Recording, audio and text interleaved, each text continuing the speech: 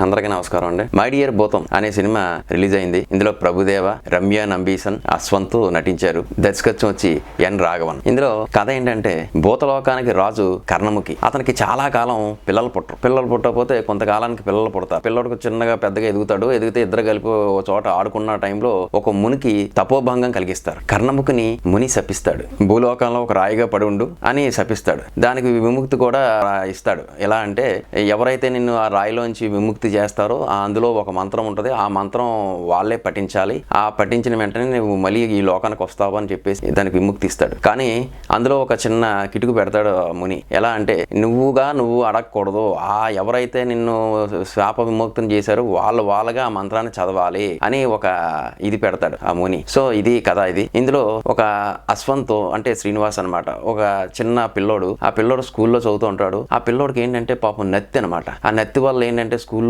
పిల్లలందరూ కూడా అతన్ని చాలా అవమానిస్తూ ఉంటారు, చాలా ఇదిగా చూస్తూ ఉంటారు అతను. సో అతను చాలా బాధపడుతూ ఉంటాడు ఆ నత్తితో. అలాగే తల్లి కూడా పాపం అర్థం చేసుకోదు కొద్దిగా ఇతని బాధ ఏంటి అన్నది. ఇలా ఉండగా ఇతని జీవితంలో అనుకోకుండా ఈ భూతం ప్రవేశిస్తుంది. ఈ భూతం ప్రవేశించాక అసలు ఏంటి కథ ఏంటి, ఈ పిల్లోడి ద్వారా మంత్రాన్ని జపించాడా ఏంటి అన్నది ఈ కథ జరుగుతూ ఉంటది. ఆ మంత్రం జపించి మళ్ళీ తిరిగి భూతాల లోకానికి భూతం వెళ్ళిందా లేదా అన్నది ఈ కథ. ఇది సో ఇలా వెళ్ళిపోతూ ఉంటది. చాలా మంచి సెంటిమెంట్ గా బాగుంటది.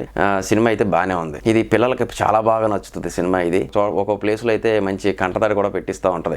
ఇది వరకు ప్రభుదేవ సినిమాలు అంటే చాలా కలెక్షన్స్ చాలా మంచిగా చాలా బీభత్సంగా ఉండేవి.